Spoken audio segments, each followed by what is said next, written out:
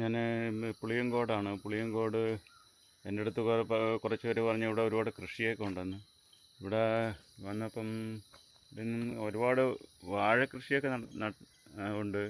പക്ഷേ ഇവിടെ അവരടുത്ത് ഈ പയർ ഒരുപാട് ഇട്ടേക്കണ കണ്ട്. അതിൻ്റെ വീഡിയോ നോക്കാം നമുക്ക്.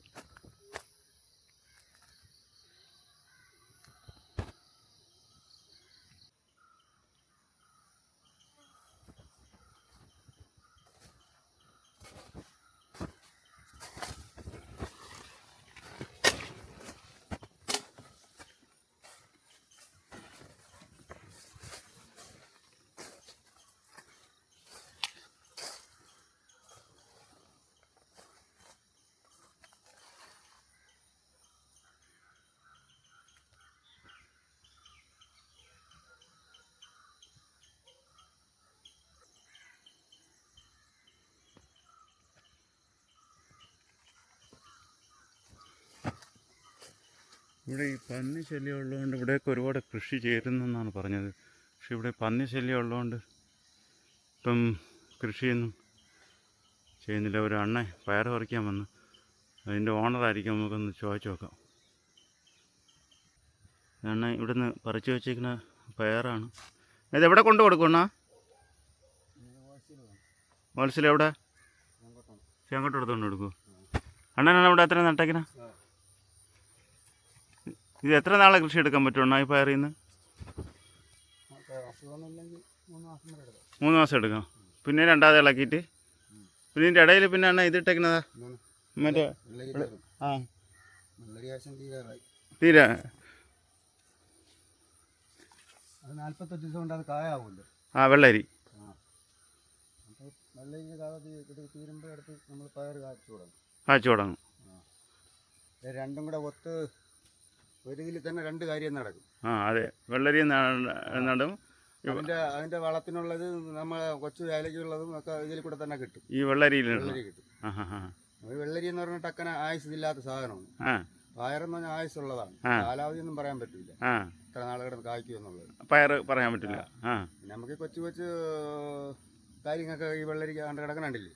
കണ്ട് വലിയ വലിയ വെള്ളരിക്ക ഉണ്ട്. അടുത്ത് തീരാറായി, എന്നിട്ട് നല്ല സൈസ് വെള്ളരികളുണ്ട്. അണ്ണ ഒറ്റയ്ക്ക് തന്നെ ഇതൊക്കെ നടത്തണം? അല്ല, ശമ്പളം കൊടുക്കാൻ പറ്റില്ലല്ലോ. ശമ്പളം കൊടുത്തതിൽ ഒന്നും കിട്ടൂലല്ലോ. അണ്ണ ഒറ്റയ്ക്ക് ഇതൊക്കെ നടും? എല്ലാം ഒറ്റയ്ക്ക്. സ്വന്തമായിട്ട് അത്രയും തടി വെട്ടുന്നതും എല്ലാം വരിയണതും മൊത്തം എല്ലാം. അണ്ണനുള്ള ചെലവിനുള്ള കിട്ടും? ഞാൻ മേസനാണ്. അപ്പൊ അതിന്റെ പണിക്ക് പോകും. മേസനാണ്, കണ്ടറാക്കാണ്, എല്ലാം ഇതിന്റെ കൂട്ടത്തിൽ തന്നെ പോണത്.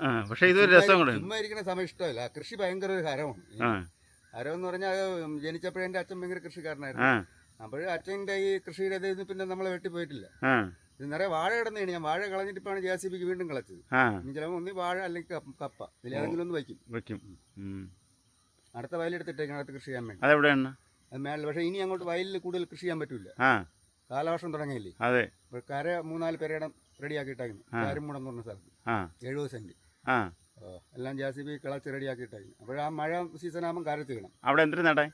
പയർ, വെള്ളരി, പടവല, ഓണത്തിനുള്ള എല്ലാം. ഓണത്തിനുള്ള നമുക്ക് കോമ്പൗണ്ടുണ്ട്. ഇവിടെ പന്നി ശല്യം ഉള്ളതുകൊണ്ടാണ് നിങ്ങൾ എല്ലാവരും ആ കൃഷിയൊക്കെ ഉപേക്ഷിക്കുന്നത്. അങ്ങോട്ട് കയറി നോക്കിയാണ് വാഴ എത്രയും ചെയ്തിട്ടേക്കണത്. ഇതിലേക്കൂടെ ഇതിലേക്കൂടെ ഇങ്ങനെ കയറി അങ്ങോട്ട് നോക്കിയാണ് ഇടിച്ച് തകർത്തിട്ടേക്കണത്. കൊള്ളാം. അപ്പൊ ഇതില് ഞാൻ വിളയില് ഒരു 300 രൂപ യാത്രമായിട്ടിരുന്നു. 19 കൂടെ ഒരു ദിവസം തന്നെ തീർത്ത്. ഇപ്പൊ മറച്ച എത്ര 1000 രൂപയെന്നറിയാമോ? ഈ ഷീറ്റും മറ്റുള്ളതും അത്രയും കൊണ്ടുവന്ന് ആളിനെ നിർത്തിയാണ് മൊത്തം മറച്ചത്. എന്നാൽ വന്നു കഴിഞ്ഞാൽ വലിയ പാടാണ്. ഇറങ്ങിക്കഴിഞ്ഞാൽ മൊത്തം ഇളക്കി മറിച്ചുകൊണ്ട് പോവുകയാണ്. അത് പല ദിക്കിന്നും വരണം. എന്ന് വെച്ചാൽ ഇത് കിടക്കണില്ല. ഇങ്ങനെയാണെങ്കിൽ ആൾക്കാരും കൃഷി ചെയ്യണില്ല. മെയിനായിട്ട് ശമ്പളം. രണ്ടാമത്തെ പന്നീര കാര്യം. ഒരു തേങ്ങ കഴിഞ്ഞാൽ അത് എടുക്കാൻ പോലും പറ്റില്ല. അതുവരെ പന്നി തിന്നുകൊണ്ട് പോവുകയാണ്. പന്നി ഞാൻ പൊളിച്ച് തിന്ന് ചിരട്ടയോടെയാണ് തിന്നണത്. തൊണ്ടിനൊക്കെ ഇടിച്ച് പൊട്ടിച്ച് ഞാൻ എത്രയോ തേങ്ങ എടുത്തോണ്ട് പോയിട്ടുണ്ട്. പൊതിച്ചിട്ട് ഇങ്ങനെ ഈ ചെളിയിൽ ഇങ്ങനെ താന്നു പോയാൽ പിന്നെ അവന് പൊട്ടൂല. അങ്ങനെ പിഴിച്ചിട്ട് പോണേ നമ്മളെടുത്തോണ്ട് പോകും. പൊതിച്ചാ കൊള്ളാം. 100 തേങ്ങ ഉണ്ടെങ്കിൽ ഒരു ദിവസം പൊതിച്ച് തിന്നോളൂ. അത്രമാത്രം ശക്തിയല്ലേ. അപ്പൊ നമ്മളെ അണ്ണ രാവിലെ കൂടെ ഒന്ന് പറിക്കാൻ വന്ന പയർ പറിക്കാൻ വന്ന പന്നിക്ക് ശല്യം വരും? അണ്ണ ഉപദ്രവിക്കൂ? ഇല്ല, അങ്ങനെയുള്ള ഉപദ്രവങ്ങളൊന്നുമില്ല. നമ്മൾ വന്നോണ്ട് ഷീറ്റിൽ 2 അടിയങ്ങാടി. പിന്നെ ഇതിനകത്ത് ഇറങ്ങൂലല്ലോ. എന്നാലും ഇതുവഴിയൊക്കെ ഇല്ല, അങ്ങനെയൊന്നും ഇറങ്ങില്ല. അങ്ങനെ ആശാനെ ഭയങ്കര പേടിയാണ്. ഈ മറച്ചയ്ക്കുമ്പോൾ ആശാന്റെ ഉദ്ദേശം എന്ന് വെച്ചാൽ ഇതിനകത്ത് ആരോ ഇരിക്കണം എന്നാണ്. അങ്ങനെ ഉണ്ടാവും. ഭയങ്കര ബുദ്ധിയാണ് ആശാൻ. ആ അതുകൊണ്ട് എളുപ്പമൊന്നും കയറിക്കില്ല. കയറിയാൽ പിന്നെ നോക്കുകയും വേണ്ട. ആ അല്ല ഇതിനകത്ത് കയറിയാൽ ഇതിനൊക്കെ നശിപ്പിക്കുമോ? ഇത് പയർ കഴിക്കും? തിന്നണല്ല, ഇതിന് പറഞ്ഞാൽ ഇതിന് ഒരു പ്രാന്ത് പിടിച്ച ഒരു ജീവിയാണ്. ഇതിങ്ങനെ ഈ മറിച്ചിട്ടുകൊണ്ട് പിന്നെ ഇതിന് പുറത്തിറങ്ങണം. അപ്പോഴതെന്തൊക്കെ ചെയ്യണമെന്ന് അങ്ങ് പൊയ്ക്കൊണ്ടിരിക്കും. അപ്പോൾ നമ്മളെ പയറായിരുന്നാലും എന്തിനായിരുന്നാലും നശിച്ചു പോകും. അത്ര തന്നെ. അതിന് വിശപ്പിന് ആഹാരത്തിനല്ലേ നടക്കണം. അതെ അതെ. അത് വേറെ ആരെയും ഇതിനു വേണ്ടി പറഞ്ഞല്ലോ. ഇത് ഇത്രയും ഒറ്റയ്ക്ക് പറിക്കണ്ടാണ്. ഇത് ഒറ്റ ദിവസം കൊണ്ട് എല്ലാ സ്ഥലത്തും കയറി പറിക്കണത്. അവർക്ക് നമ്മൾ കൊടുക്കണ പയർ അവർക്ക് അന്ന് പറിക്കണ പയർ അവരെടുക്കുള്ളൂ. അല്ലെങ്കിൽ നമ്മൾ തലേദിവസമാണ് പയർ പറിക്കണത്. അവർക്ക് തലേദിവസത്തെ പയർ വേണ്ടെന്ന് പറഞ്ഞു. നമ്മളിത്തിരി ലേറ്റായാലും കുഴപ്പമില്ല. മാർക്കറ്റിലല്ലല്ലോ പോണത്. ഒരു വണ്ടിയായിട്ട് വന്നിട്ട് ഒരു ഹോൾസെയിൽ എടുത്തോണ്ട് പോയല്ലേ ചെയ്യണം. പക്ഷെ ഇത് നാടൻ പയറാണെന്ന് ആളൊക്കെ അറിഞ്ഞൂടല്ലോ. ഇവിടെ ഉള്ള നാടൻ പയർ ആൾക്കാർക്ക് അറിഞ്ഞൂടെന്ന് പറഞ്ഞാൽ ഈ പയർ വാങ്ങിക്കണവർ പിന്നെ ഈ പയറേ വാങ്ങിക്കുള്ളൂ. സൗന്ദര്യം കൂടുന്ന തമിഴ്നാട്ടിൽ നിന്ന് പറഞ്ഞ പയർ ഇതിന്റെ സൗന്ദര്യം കണ്ടത്. ഇത്ര സൗന്ദര്യമുള്ളൂ. ഇതിനെ ഒന്ന് കറി വെച്ച് കഴിച്ചു നോക്കണം, അതിനെ ഒന്ന് കറി വെച്ച് കഴിച്ചു നോക്കണം. ഇത് നമ്മൾ കഴിക്കുന്ന ആഹാരമാണ്. അതെ. ഇത് ഫുള്ള് ചാണകമാണ്. ഇതിൽ ഒരു ശകലം കോഴിക്കാരൻ പോലും ഇട്ടിട്ടില്ല ഇതുവരെ. ഇട്ടിട്ടില്ല. എനിക്ക് പശുവുണ്ട്. മൊത്തം ചതുവോടൊപ്പമുണ്ട് ചാണകം. കോഴിക്കാർ ഇടാത്തതെന്ന് വെച്ചാൽ കോഴിക്കാരത്തിൽ ഈ മഹാഗണീരെയും മാഞ്ചിയത്തിന്റെ ഒക്കെ പൊടിയാണ്. ഇത് വെള്ളവും കൂടെ വീഴുമ്പോ ഇതിൽ നിന്നൊരു ഇത് വരും. എന്തോന്ന് ഊറ്റയിറങ്ങും. ഈ ഊറ്റയിറങ്ങുമ്പോ ഇതിന്റെ ഈ തൊലികൾ പിടിക്കും. ഈ തൊലികളിൽ പിടിച്ചത് വേറെ ഇറങ്ങണണ്ട. ഈ തൊലികളിൽ പിടിക്കുമ്പോ ഇതിന് അസുഖം വരും. നമ്മളെ തൊലിയിൽ വരും പോലെ തന്നെ.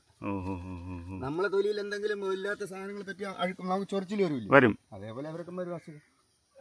അപ്പം മരുന്ന് വളരെ ഡോസ് അവർ പറഞ്ഞ് ഹൈ ഡോസ് അടിക്കാത്ത മൊത്തം പുഴുവാണ്. ഞാൻ നമ്മൾ എല്ലാവരും ഉപയോഗിക്കുന്നതാണ്. നാട്ടുകാരൊക്കെ വന്ന് വാങ്ങിച്ചോണ്ട് പോകും. നമുക്ക് ഞാൻ ഇന്നലെയും തോരം വെച്ച് തിന്നെയാണ്. ഈ ഹൈ ഡോസ് ഒന്നും അടിച്ച് നമുക്കുള്ള ആഹാരം ഇതുവരെ ഇല്ല, നമ്മൾ എടുത്തിട്ടില്ല. അവൻ വീഡിയോ പിടിച്ചോണ്ടിരിക്കും.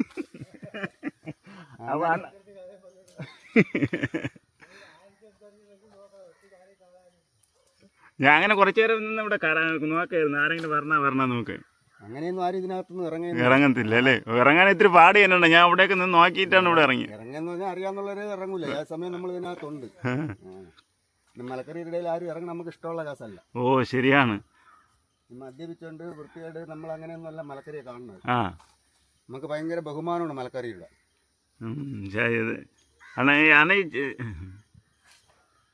അന്നേരം മക്കളൊന്നും ഇതിന് വേണ്ടി ഇല്ല. മക്കളെ ഭാര്യ അവരെ ആരെയും ബുദ്ധിമുട്ടിക്കൊന്നുമില്ല. അവർക്ക് ഇഷ്ടമുണ്ടോ ഇഷ്ടമില്ല നമ്മൾ ചോദിക്കില്ല, വിളിക്കില്ല. അതൊന്നും നമുക്ക് ശരിയായിട്ടുള്ള കാര്യം. എന്താ പറയുക, അവർ വന്നിട്ട് പിന്നെ അവരെയും കൂടെ നമ്മൾ പഠിപ്പിച്ചു കൊടുക്കണം. ഈ വെള്ളരിയൊക്കെ ഇതിന്റെ ഉപയോഗം ഇത് കംപ്ലൈന്റ് ആണ്. അത് ഒരു കംപ്ലൈന്റ് ഇല്ല. ഇതിന് മിറ്റി കിടക്കണം. പൊട്ടിച്ചെടുത്തോ. നെടി പിടിച്ച് പൊട്ടിച്ചോ. ഇനി വരും. ഇനി എടുത്താൽ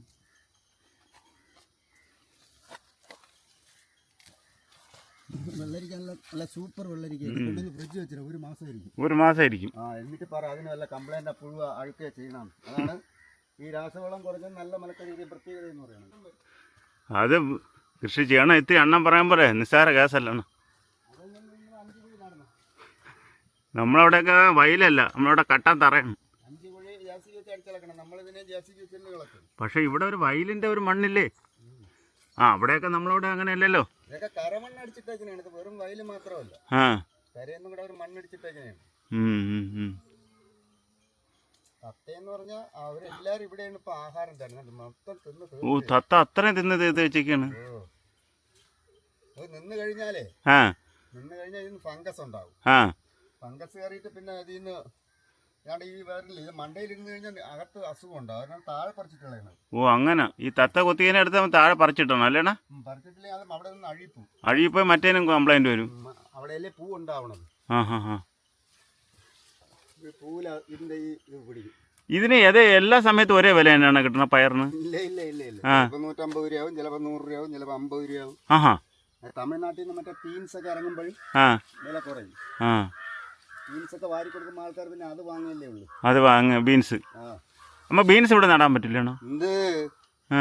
ബീൻസ് ഒക്കെ നല്ല സൂപ്പറായിട്ട് പിടിക്കും. ഞങ്ങൾ ഇഷ്ടം പോലെ കൃഷി ചെയ്തിട്ടുണ്ട്. ഞാൻ ഇപ്പൊ സവാളയുടെ പൊടി ഇതുകൊണ്ട് വെച്ചേക്കാണ്. സവാള കൃഷി നമ്മൾ ആസാമിന്റെ കൂടെ ഞാൻ എൻ്റെ കയ്യാൾ കൊണ്ടുവന്നത്. അത് ഇനി അണ്ണ എവിടെ നടാൻ പോണം? അത് വിളയിൽ തന്നെ. ഞാൻ അത് ഇടുമ്പോൾ അണ്ണൻ്റെ ഫോൺ നമ്പർ വാങ്ങിച്ചുകൊണ്ട് പോയെങ്കിൽ അണ്ണൻ ഇതൊക്കെ ഇടുമ്പോൾ പറഞ്ഞു തന്നെ. ആ അണ്ണ ഈ പയറിൻ്റെ ഇടയിലാണ് വെള്ളരിയാണ് കുറച്ചും ലാഭം ഉണ്ടെന്ന് പറഞ്ഞ് ഈ വെള്ളരിയും കൂടെ ഇതിൻ്റെ ഇടയിൽ ഇട്ടിട്ടുണ്ട്. കണ്ട് വെള്ളരി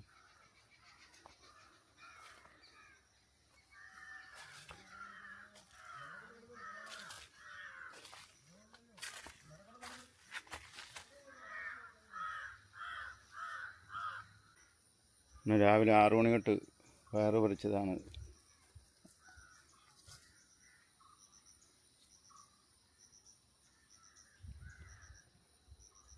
അപ്പോൾ ഇന്നീ കൊണ്ട് കൊടുത്താൽ മതിയാ?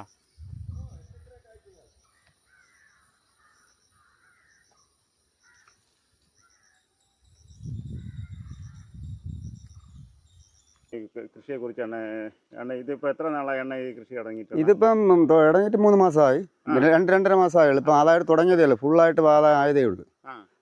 അതല്ല അണ്ണ തുടങ്ങിയിട്ട് യഥാർത്ഥം തുടങ്ങിയിട്ടാ? തുടങ്ങിയിട്ട് ഞാൻ ഇപ്പം 26 വർഷമായി. 26 വർഷമുണ്ട്. ഇത് പാട്ടത്തിലെടുത്തതാണ്? ഇത് പാട്ടത്തിൽ. അണ്ണൻ്റെ സ്വന്തമായിട്ട് ഭൂമിയുണ്ട്, അതുകൊണ്ട് മാത്രം നമുക്ക് കൃഷി ചെയ്യാൻ പറ്റൂല. അവിടെ കൃഷി ഇട്ടിട്ടുണ്ടോ? അവിടെയുണ്ട്. പിന്നെ ഇവിടെ ഇപ്പം അണ്ണ വെള്ളരിൻ്റെ ഇടയിൽ നട്ടിട്ടുണ്ടെന്ന് പറഞ്ഞു. അതെന്താണ് വെള്ളരി ഇട്ടെങ്ങനെയാണ്? വെള്ളരി ഇട്ടെങ്ങനെ പറഞ്ഞാൽ നമുക്ക് ഇതിൻ്റെ ഇടകൃഷിയായിട്ട് നമുക്ക് ഇതിൻ്റെ കൂടെ തന്നെ ഈ കാര്യം അതിൽ കൂടെ നമുക്ക് ആദായം കിട്ടും. ആദായം കിട്ടുമ്പോൾ നമുക്കെന്ന് പറഞ്ഞാൽ ഇതിന് വേണ്ടി നമ്മൾ ജോലി ചെയ്യണ്ട. പയറിനും മുടക്കാം, വെള്ളരിക്കും മുടക്കാം, രണ്ടിൽ നിന്നും ആദായം കിട്ടും. വെള്ളരി എളുപ്പം തീരുകയും ചെയ്യും, പയർ ഇങ്ങനെ കാച്ചുകൊണ്ടിരിക്കുകയും ചെയ്യും. 3 മാസം ഇനിയിപ്പോൾ ഇതിനകത്ത് വേറൊരു പരിപാടി ചെയ്യണമെന്ന് പറഞ്ഞാൽ ഇനിയിപ്പോൾ പാവലിൻ്റെ വിത്ത് വാങ്ങിച്ച് പൊടിപ്പിച്ച് ഇതിൻ്റെ കൊണ്ട് നടും. അപ്പോഴെന്ന് വെച്ചാൽ ഈ പയർ തീർന്നു വരുമ്പോൾ പാവൽ തട്ടിലാൻ കയറും. 3 കൃഷിയെങ്കിലും ചെയ്യാൻ മാത്രമേ ഈ തട്ടിൻ്റെ പൈസ നമുക്ക് മുതലാവുള്ളൂ. ഇനിയിപ്പോൾ ഇതിനെ മൊത്തം കൊത്തി ഇളക്കി കോഴിക്കാരും വേറെ എല്ലാം കൊത്തി ഇളക്കി നല്ല റെഡിയാക്കിയിട്ട് തൈ കൊണ്ടുവന്ന് വെച്ച് കൊടുക്കും. വിത്ത് വെച്ചാൽ പഠിക്കില്ല. വിത്ത് വെച്ചാൽ പഠിക്കാൻ ഇവിടെ കീടനാശിനികളുണ്ട്. അപ്പോൾ തയ്യെ കൊണ്ടുവരും. ഇപ്പോൾ മറ്റേ ചെറിയ പേപ്പർ ഗ്ലാസ്സിൽ പാവി പൊടിപ്പിച്ച് കൊണ്ടുവന്ന് വെച്ച് കൊടുക്കും. പക്ഷേ എൻ്റെ അടുത്ത് ഒരാൾ പറഞ്ഞത് നമ്മൾ എല്ലാവരും കൃഷി ചെയ്ത് കഴിഞ്ഞാൽ ഇത്രയും 3 കൃഷി ചെയ്യണം. അതിന് നമ്മൾ കുമ്മായം മറ്റുള്ളതൊക്കെ അടുത്തടുത്ത് പലവരും കൃഷി ചെയ്ത് കഴിഞ്ഞാൽ ഇത്രയും കീടങ്ങൾ വരില്ല. ഇല്ല, ഇത് വേപ്പെണ്ണ, നമ്മളെ വേപ്പെണ്ണ ഉപയോഗിക്കാം. നമ്മളെ കോമൂത്രം വലിയ ഇതായിട്ട് കോമൂത്രത്തിൻ്റെ ഇത് ചെയ്യാം. കോമൂത്രം കലക്കി വീത്തിയാലും വലിയ കുഴപ്പങ്ങളൊന്നും കാണൂല. അങ്ങനെയാണ്. അല്ല, ഞാൻ ഉദ്ദേശിച്ചതല്ല. ഇപ്പൊ ഒരുപാട് പേര് കൃഷി ചെയ്യുമ്പോൾ ഇത്രയും കീടനാശികൾ നമ്മൾ വന്ന് ഇത് കഴിക്കില്ല. ഇപ്പം നമ്മൾ കുറച്ച് പേര് കൃഷി ചെയ്യണോണ്ടാണല്ലോ ഇത് വന്ന് ഇല്ല കുറച്ച് ചെയ്താലും കൂടുതലും അതിലൊന്നുമല്ല. ഈ ആല മൊത്തം കൃഷിയായിരുന്നു. അപ്പോഴും ഇതെല്ലാം ഉണ്ടായിരുന്നു. കുറച്ചേലും കൂടിയാലൊന്നും കാര്യമൊന്നുമില്ല. എന്ന് വെച്ചാൽ ഈ തേനെടുക്കാൻ പറഞ്ഞാൽ ഈച്ചകളാണ് കൂടുതൽ ഇത് പകർച്ച. ഇതിൽ മാത്രമല്ല, പല വൃക്ഷങ്ങളിലും പലതിലും പോയിട്ടാണ് വരണത്. അപ്പോഴെല്ലാം അതിൻ്റെ ശരീരത്തിലുണ്ട് അണുക്കൾ. പല ഈച്ചകളല്ലേ വരണത്. ഒരു ഈച്ച മാത്രമല്ല തേൻ കുടിക്കുന്നത്. അപ്പോൾ അതിൽ നിന്നൊക്കെ ഇങ്ങനെ വന്നുകൊണ്ടിരിക്കും. കൊണ്ടു കൊടുക്കാൻ സമയമായി കഴിഞ്ഞു. ഞാൻ ചെയ്യാൻ കൊണ്ടുകൊണ്ടു. ഇത് കാണുമ്പോഴറിയാലോ നാടൻ പയറാണെന്ന്. അതാണ് കൊച്ചു പയർ. തമിഴിന്റെ പയർ ഇരിപ്പുണ്ട്, 1.5 മീറ്റർ നീളമുള്ള പയർ. ആ പയറിനെ മടക്കി ഞാൻ 4-5 മടക്കിയാണ് റബ്ബർ ഇട്ട് വയ്ക്കണത്. നമ്മളത് അങ്ങനെയല്ല. നമ്മളത് എപ്പോഴും അഴുക്കുള്ള പയറും അഴുക്കുള്ള മാങ്ങ അഴുക്കുള്ള മലക്കറിയോ വാങ്ങിക്കാവും. അതിലൊന്നും കീടനാശിനി വലുതായിട്ട് വരണതല്ല. അതാണ് പറയണത്. അങ്ങനെയാണ്. ഇതിന്റെ ഞെട്ടിലൊക്കെ പുഴുക്കൾ കാണും, ഇതിലൊക്കെ അഴുക്ക് കാണും, വൃത്തി കാണൂല. അപ്പോഴത്രയും കീടനാശിനി ഇതിൽ കുറവാണ്. അത് എവിടെ പോയി കഴിഞ്ഞാലും അങ്ങനെയാണ്. നല്ല അറിയാന്നുള്ളവർ ഈ ഏറ്റവും കുറഞ്ഞ മലക്കറി വൃത്തിയില്ലാത്ത വാങ്ങിക്കുള്ളൂ. അവർക്കറിയാം ഈ സാധനത്തിൽ അഴുക്ക് വിഷം ഇല്ലെന്ന്. എത്ര സൗന്ദര്യം കൂടുമോ അത്രയും കീടനാശിനിയും കാണും. അതാണ്. എനിക്കറിയാം, ഹൈ ഡോസ് ഉണ്ട്. 50 ഗ്രാത്തിന് 60 രൂപ വില. 50 ഗ്രാം പൊടിക്ക് 60 രൂപ വില. ഇപ്പോൾ കിലോയ്ക്ക് എത്ര രൂപ? അത് വാങ്ങിച്ചടിച്ചാൽ ഒരു പുഴുവൊന്നും വരില്ല.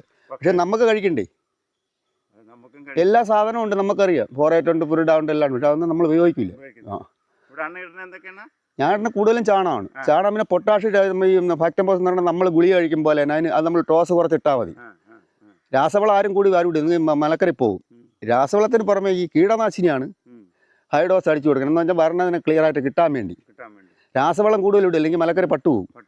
അതിനൊരു ഇതുണ്ട്, ആ കണക്കിന് ഇടാവും. രാസവളം കൂടുതലിട്ട് ആരെക്കൊണ്ടും പറ്റില്ല, പറ്റാതെ പോവും. എന്ന് വെച്ചാൽ അതിന് കൊച്ചു വേരല്ലേ വരണത്, അത് കരിഞ്ഞു പോവും.